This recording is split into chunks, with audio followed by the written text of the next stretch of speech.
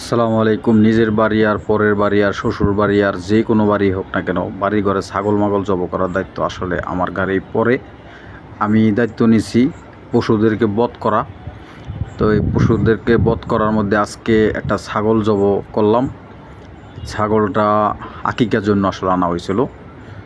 তো ছাগলটার জব করার দায়িত্ব আমার ঘাড়েই পড়ছে।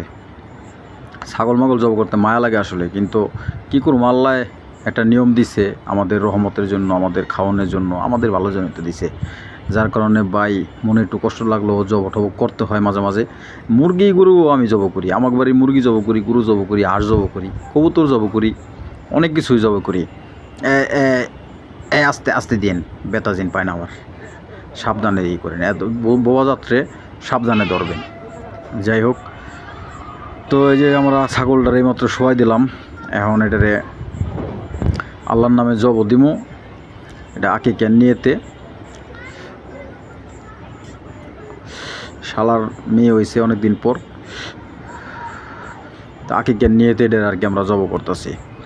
যাক, জব করার শেষ ইতিমধ্যে ওটা দেখাইলাম না, ওটা দেখাইলে আবার ভিডিওতে সমস্যা হইতে পারে। সবাই ভালো থাকবেন। আসসালামু আলাইকুম।